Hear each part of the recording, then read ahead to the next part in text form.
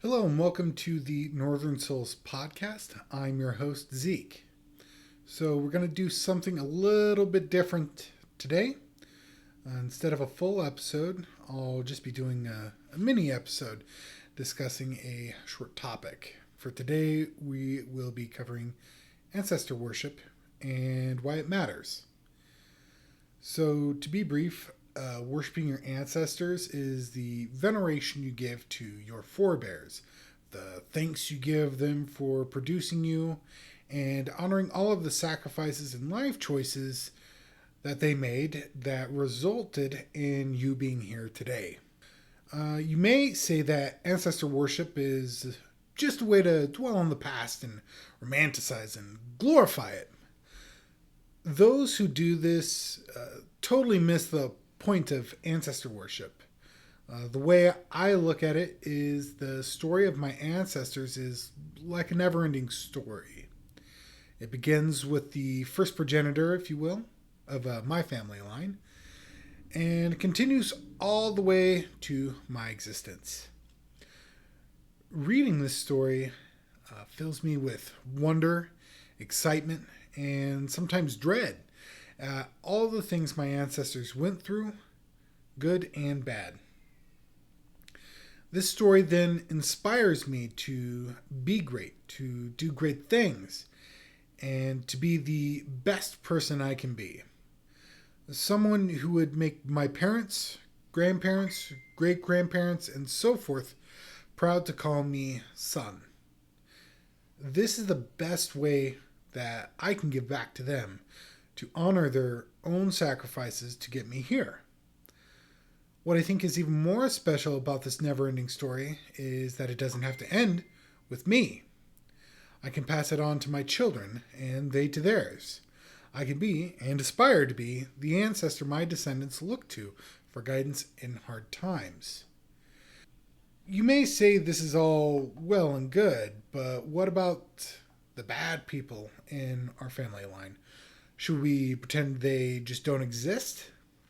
Why should we worship bad people, including those we're descended from?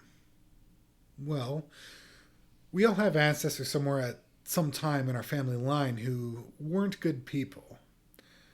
They shouldn't be forgotten, nor should they be emulated, obviously. So what should we do? Learn from them. Ensure that you do not make their mistakes, repeat their misdeeds. Know that it is the hope of the old and the duty of the young to correct the mistakes of the past.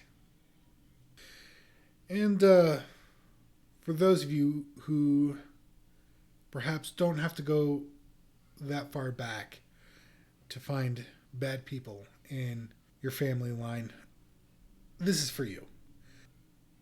You know, it's been said that abuse and addiction is something that runs in families, that is intergenerational. This is something that members of my family have struggled with, both being perpetrators of it or victims of it. It's something that I've personally struggled with and know other people who've struggled with the same thing, which makes belonging to a religion that has ancestor worship interesting, to say the least. The way I look at these people is that they are spiritually bound in chains they cannot break. So the way that I try to honor them, or at least bring honor back to my family line, especially for those who are no longer alive, is that I seek to break the chains, to break the cycle, to accomplish that which they could not. You know how I said earlier that it is the hope of the old and the duty of the young to correct the mistakes of the past? This is exactly that. Exactly that.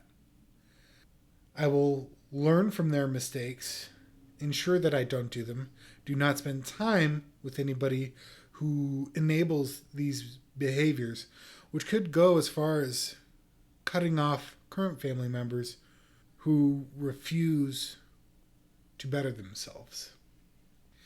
And then once I've fixed myself, then I ensure that my children don't go down the same paths that led to these bad outcomes, and ensure that the cycle is truly broken, not that, it skipped a generation. This, to my mind, is the best way you can give back, and how you honor and how you improve your family line for the betterment of your descendants. Anyways, I hope this has better illustrated the idea of ancestor worship. Feel free to leave any comments and questions below. And until next time, have a great day.